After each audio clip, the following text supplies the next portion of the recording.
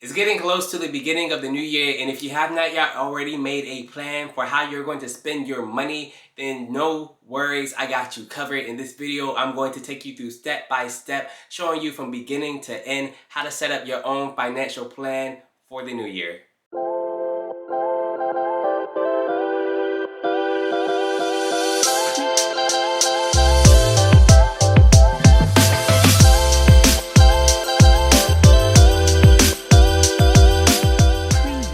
What is up, everyone, and welcome back to the channel. For those of you who have not yet met me, my name is Javon, and on this platform I talk about finances, investing, and everything of that nature. And today we are going to do a deep dive into financial planning, how to spend your money. Now, when most people hear this, they immediately think budgeting and their mind goes to mush. But before you click away from this video, hear me out, because what I'm going to say is going to directly increase your quality of life tremendously. Now, some of you may have heard this quote before, and that quote is, if you fail to plan, then you plan to fail. That's a quote that I got directly from Benjamin Franklin, and I personally love it because a lot of people fail to meet their ultimate goals that they set for themselves in life, or even coming close to reaching those goals. And a lot of the reasons that those people usually tend to fail is, in my own opinion, that they fail to plan. What I don't want to happen to you or to me is to not reach our goals. So this video, we are all about planning for the new year. Now, don't get me wrong. I would be lying if I said by setting up a financial plan,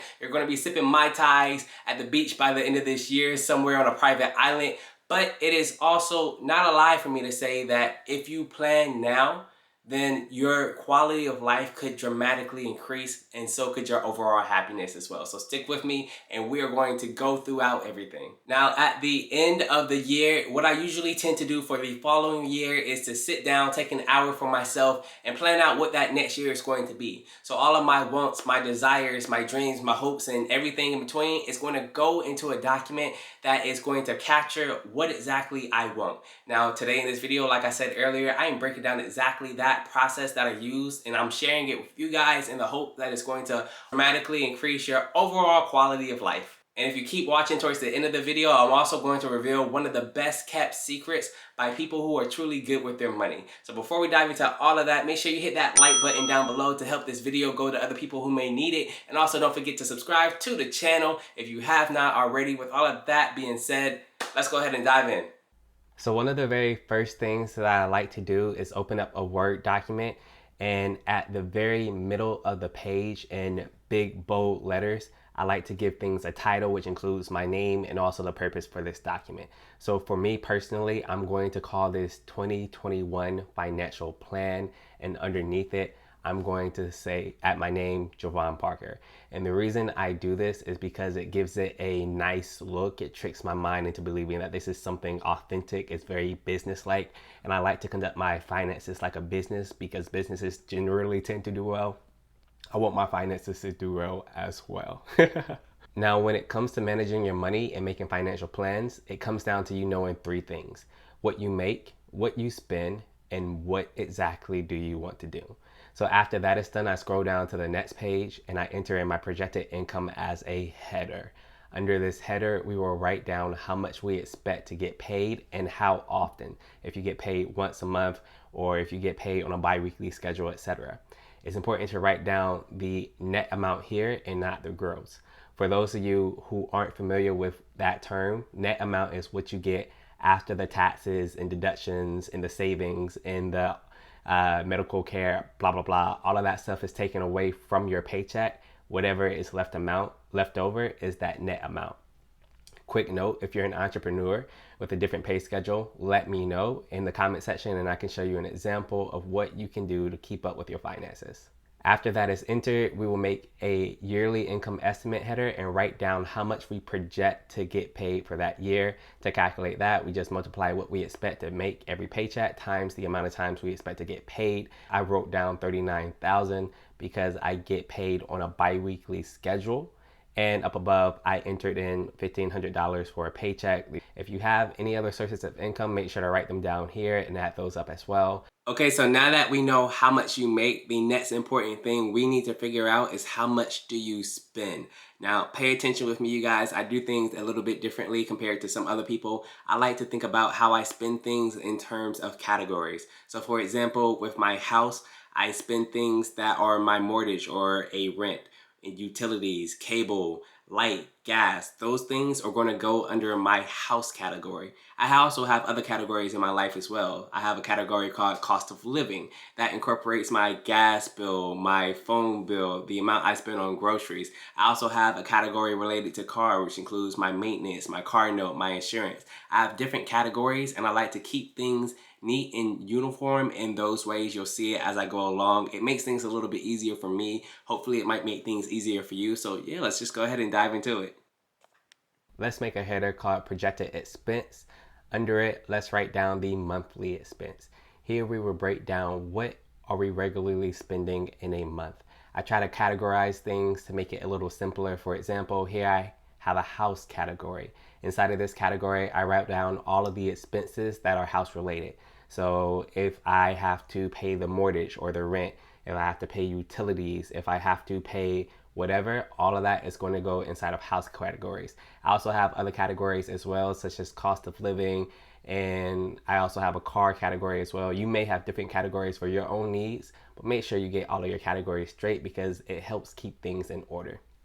After you pick out your categories, write down inside of them the separate expenses and how much they each are. So you see me writing down mortgage being 1,000, water being 40, electricity being 100. I'm writing down all of the house related items, and I'm totaling up how much they are separately. And once I am done totaling up all the numbers separately, what you'll see me do is add up those numbers and put that sum amount next to my house category.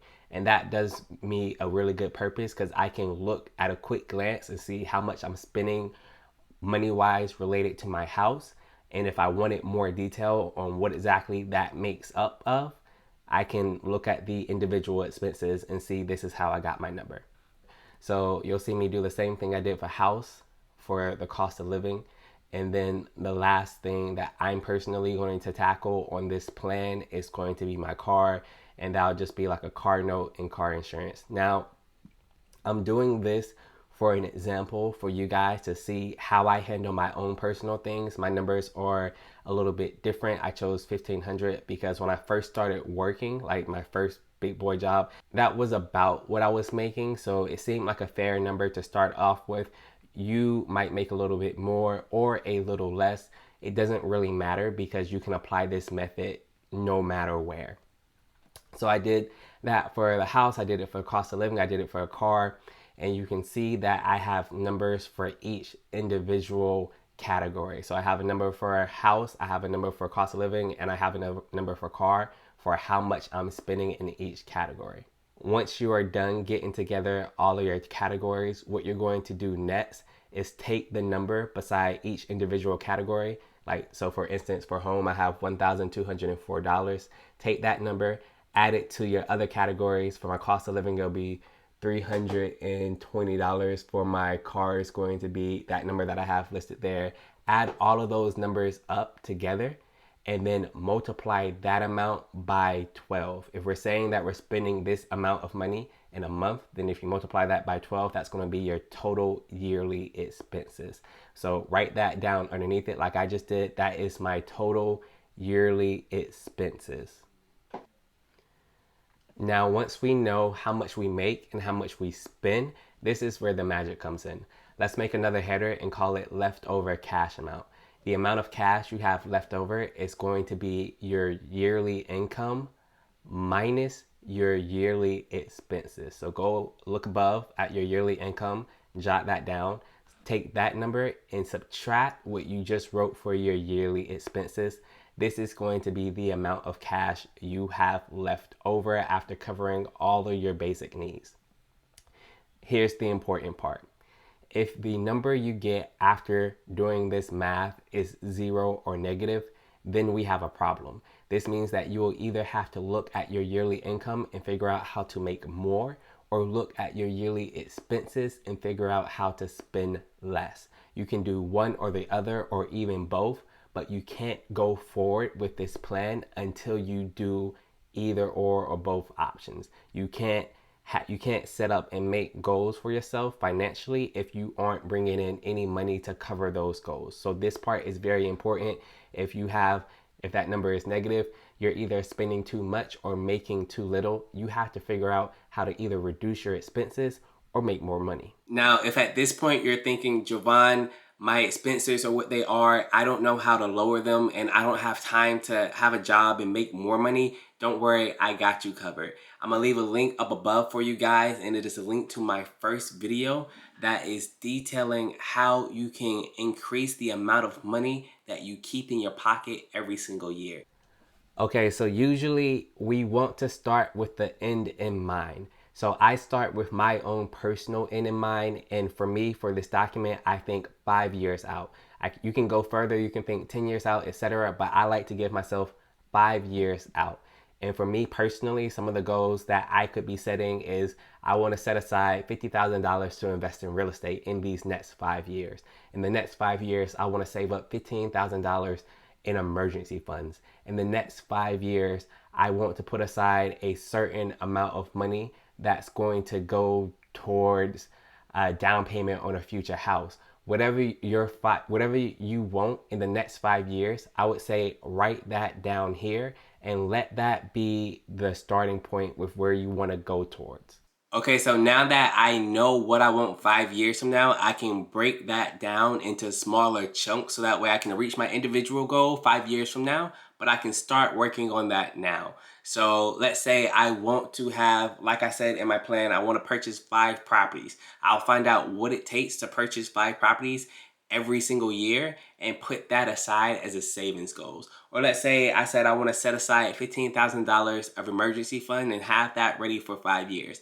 That means every year I should be setting around $3,000 and putting that towards emergency funds. Knowing what your goal is 5 years out from now is going to help you dramatically as far as figuring out where you want to go today. So you start with the end goal in mind, and then you adjust yourself and figure out how do you shift your momentum to go in that direction. Okay, so now that we know what we want 5 years out from now, we can begin looking at what we want to focus on for this year. So in the very beginning, I said that I want to have $50,000 of money invested in stocks and real estate. If I divide that by 5, that's going to give me $10,000. That means for 2021, I need to set aside $10,000 this year and the next 4 years if I want to hit my goal of $50,000 for invested in 5 years in stocks and real estate. And this is what I mean by starting with the end goal in mind. Once we start with the end goal in mind, it gives us a clear projection on what path we need to go on. After that, I just continue to do the same thing. Up above, you see I have set aside $15,000 for emergency funds in the next 5 years. Divide that by 5. That means each year I'm going to have to set aside $3,000, and that's going to have to go into an account for an emergency fund. Now, how you manage your accounts can be completely up to you. For me, I have multiple savings accounts within my one banking account. Some people like to keep their money in cash. Whatever you want to do that makes sense for you, I suggest you go ahead and do it. After that, you see I'm breaking down $5,000 for my down payment for a future home. That's going to mean $1,000 is going to have to go into a future home account every single year if I want to hit that goal. Now those were my 5-year goals. If you see on the screen, I'm doing some math. I had about a little over $17,000, close to $18,000 of play money that I could play with every single year, my leftover cash. Once I subtract the amount of money needed that needs to go towards my goals, I still have money left over that I can play with. I have $3,712 left over that I can play with for the remaining of the year. For me personally, what I like to do is I like to keep using that money in the best ways. So on the screen, you see that I'm setting aside $2,000 going into a miscellaneous account. A miscellaneous account is something that I live by. It's going to help me make random purchases, go out on random dinners, etc. And when I break down the math for that, that's going to give me like $166 every single month to play with or something like that. So that is good for me to have. Next, I need to figure out what I'm going to do with money left over after I dedicate some to the miscellaneous account. For me personally, I believe in hard work, but I also believe in rewarding yourself. So let's say that I want to go on a vacation this year, and I know that if I wanted to go on a really good vacation, it's going to cost around this amount of money. I can set aside the rest of the money that I have and put that towards in a vacation account. So after we know where we want to go and we know where this money will be best useful for us, we are going to break down where this money goes every single paycheck that we get. So that way, when we get paid, we never have to question, oh, well, where is this money going to go? What account should I put this in? Nah, we're going to make a blueprint, a plan right on site. So you see, I have paycheck 1 written. We're going to do this for 26 paychecks. I'm not going to show you 26 paychecks because that would be a long video, but we're going to do the first couple of paychecks, right? So paycheck 1, we see it's going to be $1,500. I left a date there as well. And that way when you get paid, you can write down what date you got paid on. So what I'm doing now is I'm figuring out where this money is going to go to. The money's first going to go towards taking care of expenses. What I like to do is I like to go to my categories, divide that number by 2, and I like to dedicate my paychecks towards those expenses. The reason I divide it by half is because I get paid twice a month. So technically 2 paychecks should take care of 1 month worth of expenses. So you see that I went to my house, I divided it by half, and then I put that number for where I should allocate my first paycheck. I'm doing it with my other categories as well. For cost of living, I divided that number by 2, and that is going to keep track of, okay, this first paycheck is going to take care of that amount. Doing it with my car. All of your expenses should be taken care of. In my head, I get paid twice a month, or I get paid twice bi-weekly, like I said, every other week, which usually means I get paid twice a month, sometimes 3 times a month if you're lucky, but usually it's twice a month.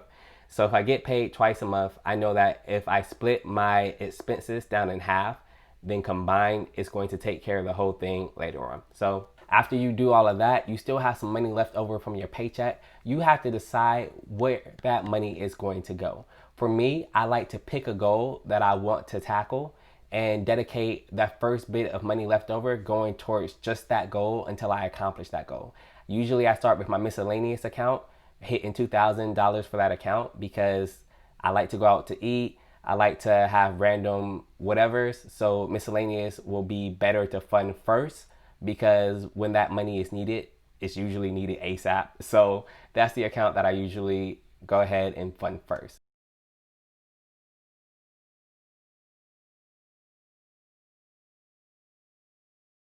And I keep on going down this path until I successfully reach my first goal.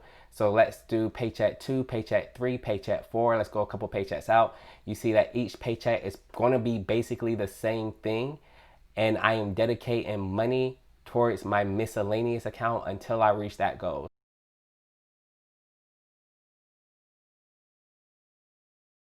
So for the second paycheck, you see that I have dedicated $1,226 towards my miscellaneous account. On my third paycheck, you see that I am dedicating $1,839 towards my miscellaneous account. And on my fourth paycheck, if the math serves me right, I should only need about $161 to reach my miscellaneous account goal of $2,000. We are done. Your goal is successfully reached. Congratulations for me for reaching that first goal on paycheck 4. Now, after I reach that first goal, I write it on the side, little congratulations moment, goal reached. So that way I can know, okay, this is the end of this goal and it's the beginning point of what goal do I start on next. To figure that out, that's something that you can figure out. Me personally, I like to tackle the small things first just because the large things can always come later. So now I'm figuring out how much money I have left to dedicate towards a goal with this individual paycheck, which is like what you see on the screen. And now I have to figure out which goal I want to tackle next.